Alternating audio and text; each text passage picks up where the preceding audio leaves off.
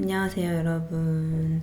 오늘은 제가 오랜만에 트모치 토크를 찍어보려고 하는데 예전부터 제가 말씀드렸던 사주를 본 썰입니다. 이게 다 이루어지면 말씀을 드리겠다고 했는데 거의 다 이루어져서 지금 사주를 본 지 1년하고 2개월 만에 말씀을 드리는 내용이에요. 때는 바야흐로 2020년 9월 제가 작년에 채용형 인턴을 하고 합격을 기다리고 있던 시기였어요.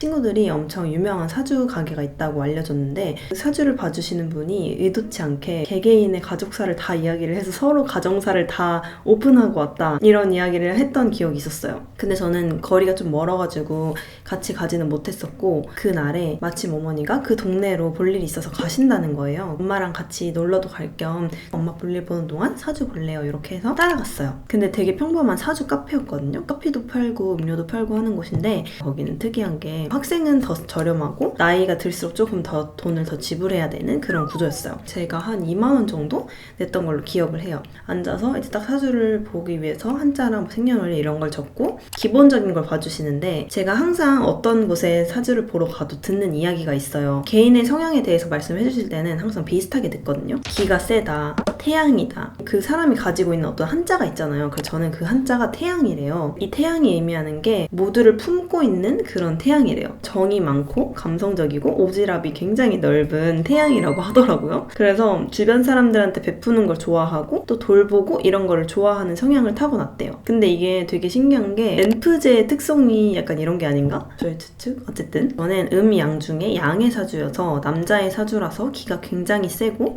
주관이 센 사주이다. 그리고 눈치가 굉장히 빠르고 센스가 좋으나 말을 직설적으로 하는 편이어서 말을 조심해야 된다 이렇게 말을 하더라고요. 근데 이것도 어느 정도 다 맞는 말 같아서 근데 이런 것들은 어딜 가도 다 비슷하게 듣는 이야기여서 그냥 그러려니 했어요. 근데 이런 얘기는 처음 들어본 게 제 인생에서 평생 고민은 공부랑 엄마다 이렇게 말씀을 하시더라고요. 근데 처음에 이걸 들었을 때는 좀 기분이 나빴어요. 왜냐면 공부랑 엄마? 너무 10대 같은 거예요. 그럼 나는 평생 이 10대 같은 생각으로 평생을 사는 건가? 그런 생각이 들어서 계속 듣다 보니까 저는 공부를 안 하면 계속 미련이 남는 사람이기 때문에 끊임없이 공부를 하고 자기 개발을 해야 된다 이렇게 말씀을 하시더라고요. 근데 제가 뭐 거기 가서 공부를 잘한다 못한다 이런 거 얘기를 한 것도 아닌데 그런 얘기가 술술 나와서 너무 신기했고 또 저도 그런 성향이기도 하고 그리고 엄마는 그냥 제가 엄마를 케어를 많이 하는 편이다 이런 식으로 풀이를 해주셨어요. 근데 이제 제가 제일 궁금했던 거는 저의 합격운이었거든요. 제가 최종 합격을 기다리는데 코로나 때문에 시기가 계속 밀리면서 너무 마음고생을 많이 했어요. 최종 발표를 앞두고 있었기 때문에 굉장히 그게 궁금했던 사안이었는데 제가 이렇게 말씀을 드리니까 사주를 보시더니 사람마다 어떤 한 숫자에 10년마다 팔자가 변한대요. 그래서 어떤 사람은 6이다 그러면 16살, 36살 이렇게 사주가 바뀌는데 저는 그게 7이래요. 17살, 27살, 37살 이렇게 인생이 10년 주기로 바뀌는데 제가 27살에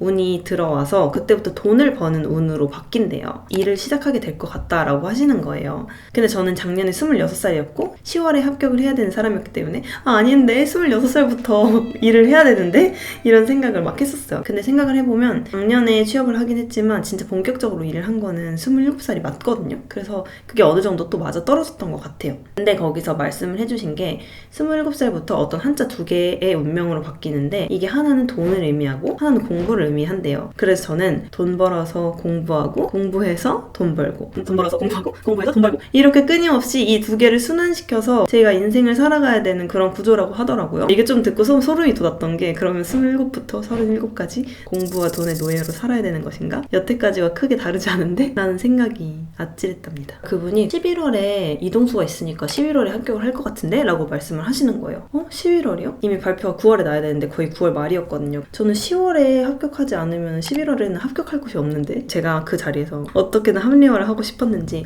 근데 제가 10월에 합격을 하면 11월에 이사를 갈 수도 있다. 그러면 그 11월이 이사하는 이사수가 아닐까 그렇게 말씀을 드렸어요. 합리화, 행복회로 그랬더니 그분이 이사를 어디로 가니요? 뭐 동쪽으로 가니 남쪽으로 가니를 물어보셔가지고 지금 집 기준으로 동쪽으로 간다 이렇게 말씀드렸더니 동쪽은 좀 아닌 것 같대요. 동쪽이 진짜 맞네요. 지도를 펴보래요. 그래서 지도를 왜 펴보라 하시지? 지도를 펴서 봤더니 고양시가 굉장히 북쪽에 위치해 있어서 고양시에서 강동구로 가려면 그냥 동쪽이 아니고 동남쪽인 거예요. 그래서 동남쪽이 맞네요. 동남쪽이면 너희 직업 되게 빵빵해지고 돈 많이 벌 수 있다 이렇게 하시는 거예요.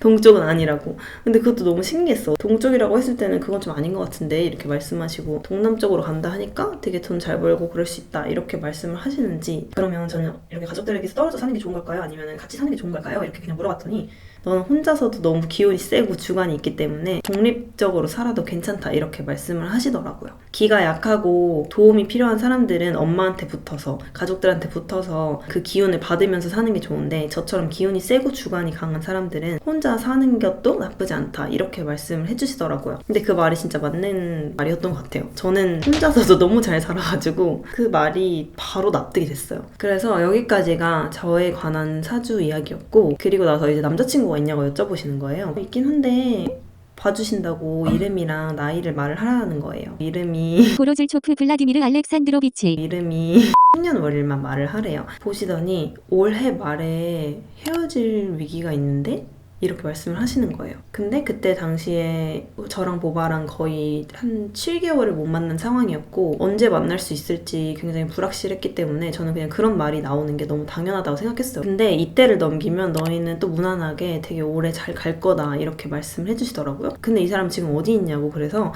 중국에 있다 이렇게 말씀을 드렸어요. 그랬더니 이 사람은 내년에 이동수가 있는데 이렇게 말씀을 하시는 거예요. 저는 그때 든 생각이, 보바는 러시아 블라디보스톡 출신인데 상해에 가 있으니까 솔직히 어디든 갈 수 있잖아요. 상해에서 일을 그만두고 북경에 갈 수도 있고 갑자기 뭐 항저우, 수저우를 갈 수도 있고 뭐 한국에 온다든지 러시아를 간다든지 너무나 선택지들이 많았기 때문에 그걸 너무 당연하게 생각하고 그냥 그렇군요 하고 생각을 말았어요. 왜냐면 그때 9월이었고 내년이라고 하면 2021년이니까 너무 먼 시기인 거예요. 지금 그게 중요한 게 아닌 거예요, 나한테. 우린 항상 나라를 이동하면서 만났던 사람이고 그렇게 생각을 했는데, 나중에 이제 2020년 11월쯤에 보바랑 저랑 너무 힘들어가지고 잠깐 막 이야기를 했었다고 했잖아요. 헤어질까 말까 얘기를 했을 때 갑자기 그 생각이 드는 거예요. 헉! 그때 사주 보시던 분이 우리 11월에 헤어질 수도 있다고 했는데 그게 정말로 일어났네? 이렇게 생각이 들었어요. 저희가 이야기를 굉장히 많이 하면서 결국에 보바가 한국에 오기로 결정을 했어요. 근데 그때 또 그 생각이 드는 거예요. 헉!